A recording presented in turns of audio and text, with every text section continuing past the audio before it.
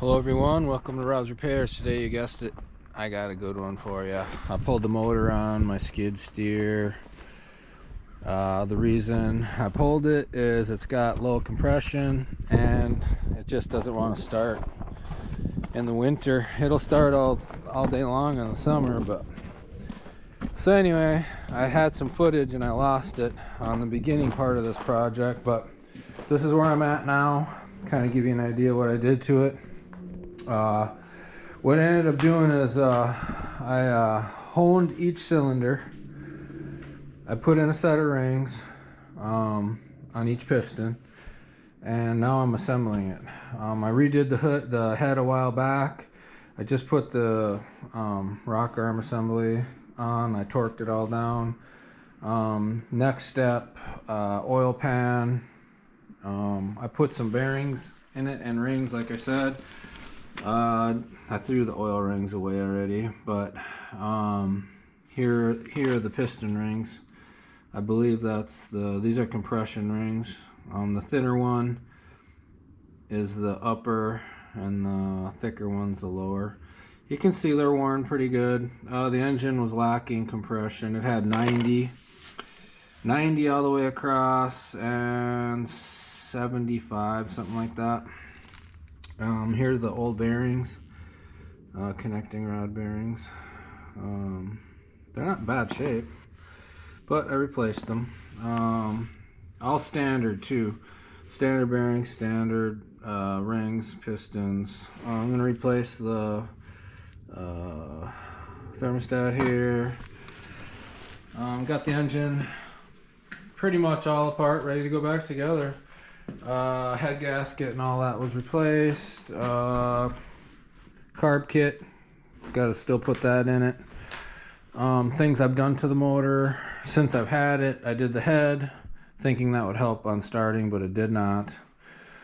Timing chain, I believe, was replaced before I even got this thing. I got a new water pump I'm putting on. I'm not sure what got in here, but it gouged that up, but this has got some play in it, so I'm going to replace that. Like I say, I got a new thermostat. I put a flamethrower distributor in it, so I got rid of the points, thinking that would help start. Not really. Although I did have the spark plugs gapped a little bit smaller, so maybe that'll help. I had to gap them a little bit wider. I did a kit on the oil pump. Like I say, new gas filter or gas pump. I cleaned this breather out. Yeah, I cleaned the breather out. What else? Yeah, so I got all the specs. Wanted to give you an idea. I got the engine number on this one is a KSG 416. It's a 98 CID Ford industrial motor. Thing works good. I mean, yeah, it's not a diesel, but it's old, and I just want to keep it running.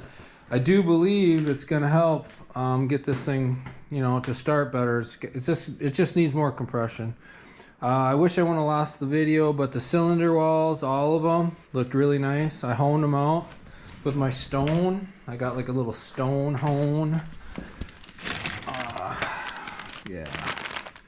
Keep it in a bag, keep it clean. I put all the spark plugs in these cups. I got 4 cups here. There's 2 in each here. Filled with gas, and I let the pistons sit in there, and I cleaned them all out good.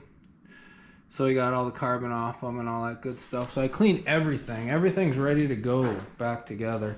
I got the complete gasket set for it. Got the oil pan. I'm not going to put the seals in or anything right now. Doesn't need them. I'm not putting them in. I'm not doing a complete engine rebuild anyway. I'm not pulling the crank. Here's the carb kit. You won't believe it. 140 some bucks for that carb kit. So I got gaskets, upper and lower. Carb kit. I got this breather or whatever you want to call it. This is for the oil cap. Filter, carb kit, gaskets, piston rings, bearings, thermostat, water pump. That's it. Grand total $940. That's with shipping. So if you guys want to rebuild or at least freshen up your motor, just that little bit is going to cost you. If I found a carburetor just like this one, $1,000. I was like, no, I'll just rebuild it. It works. So yeah, all these motors are getting pretty rare to find parts for, and everybody wants blood for the parts they have, which is kind of sad in a way. You know, they got to gouge you now. So yeah, if I wanted to buy, I inquired about a camshaft. $343 for the camshaft. That didn't include the lifters. Did not include the lifters. Are you kidding me? So I'm gonna flip this motor around. I'll show you what the inside of it looks like. It's really heavy. So it's top heavy now. This thing, before it wasn't when I didn't have the head on it, but yeah, ooh, she's got some weight to it now. So yeah, yeah, a while back, or I've had this motor apart a couple times, so I replaced the crankshaft caps, the main bearings, I suppose you call them.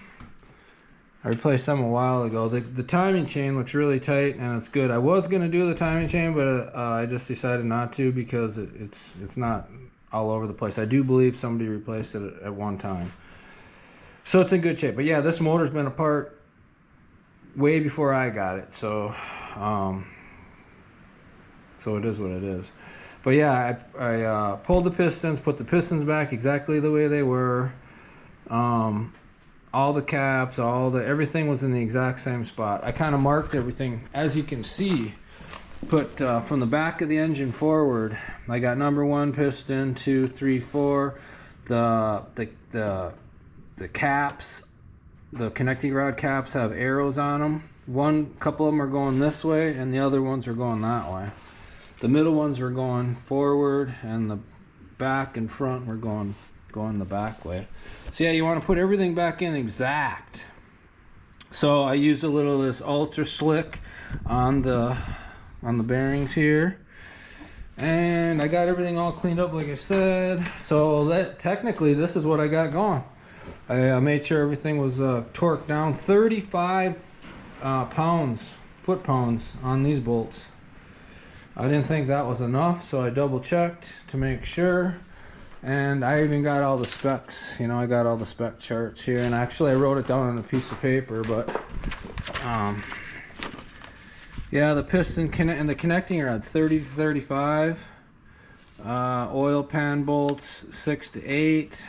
The head bolts were max at 70, rocker arms 25 to 30. So yeah, on the head you start out at 20, go to 30.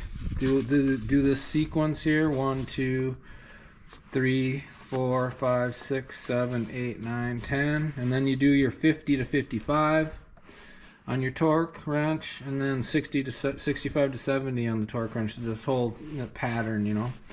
So yeah, try to do everything right. I'll tune back in when I get the motor in and fire this thing up, and we'll see what it can do. I'll tune back in when I get it all ready to rock and roll. We'll start it for the first time and make sure I know I got good oil pressure, and I might even have better oil pressure now that I replace these. I'm not sure if that helps or not.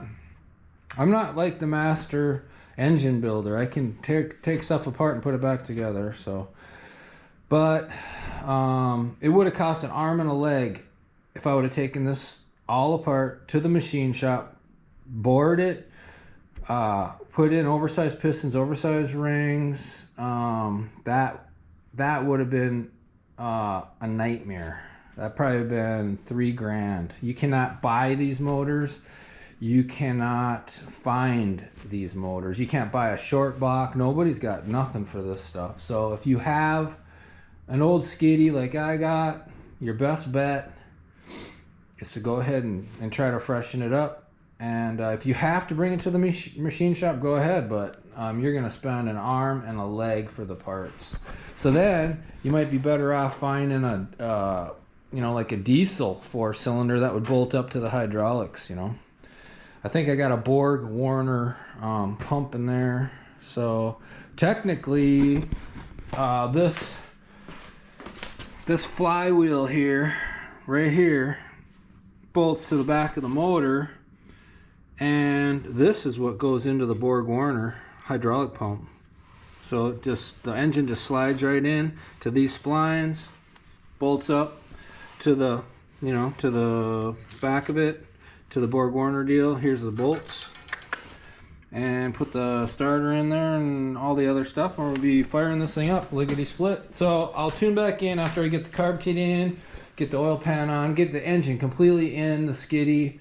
I'll probably fire it once just to make sure it's going to run. I don't look like an idiot, and I'll show you if it runs better, or we'll maybe even do a compression test on it after I run it for a titch and just see if the rings did the job.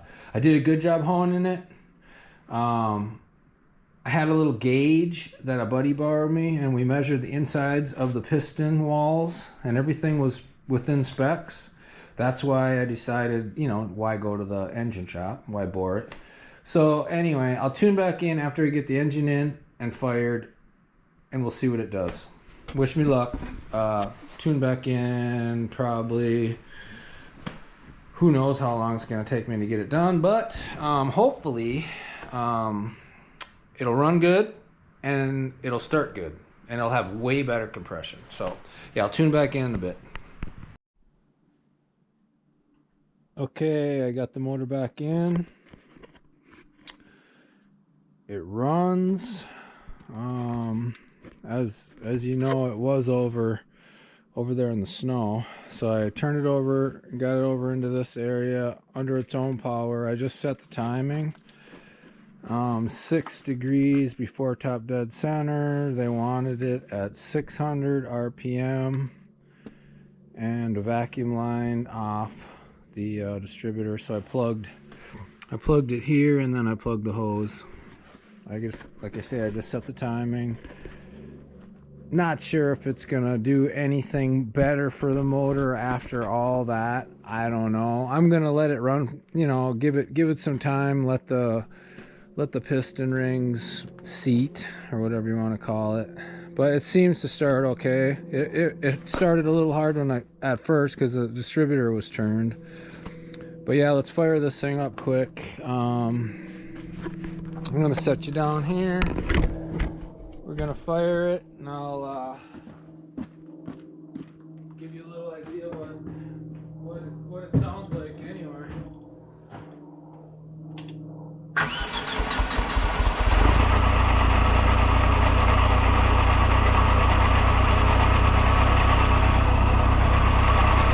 Yeah, I don't know.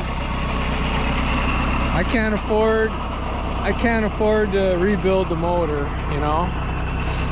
So 950 bucks or whatever I put into it, it's worth it. The skid steer doesn't owe me any money. It's already paid for itself. I just want to try to make it better, maintain it. Yeah, it's got its little leaks here and there, but all in all, that's probably the best skid steer for the buck. Okay, so it's old, it's slow, but it works. Keep it running.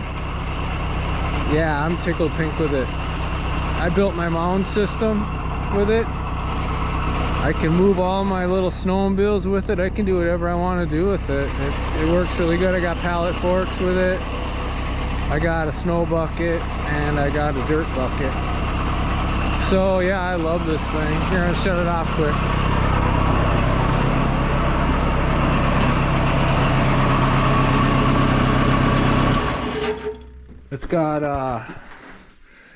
It's roughly got about 25 to 30 pounds oil pressure. It all depends on the RPM. At idle, it's about 25.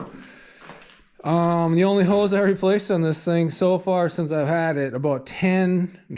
I've actually had this thing for probably 20 years. This hose right here. You can tell it's new. All the other hoses I taped up, you know. They got some stuff going here. Yeah, this thing is, you know, just try to keep it going. It's been re-welded here at one time way back in the day. There's my snow bucket. It's all bent up. It's weak. It got welded right here at one time, I believe, and in here. So yeah, this thing's been through the mill. I replaced the bushings or bearings or whatever you want to call it, little pivot points on one of these lift arms. All the seals leak a little bit. Yeah, I put a little something here to protect the hose so it didn't, you know, rub. But yeah, all these are original hoses to what I got. I put tape around where it would clamp. I didn't do it on this one. I probably should. Make sure I grease all the greasers. Yeah, all the pivot points. This thing here is totally taped up. It hit here at one time, must have hit the pulley here. Yeah, all in all, I love this machine. So yeah, it was worth putting the 950 bucks into it. Didn't have any trouble putting the motor in. You guys got any comments, questions on this particular model?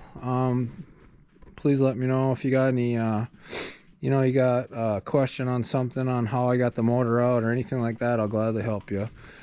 So anyway, I hope you guys like the content. Please like, subscribe to the channel. Hope you guys are having a good day, and I'll catch you on the next video. Thank you.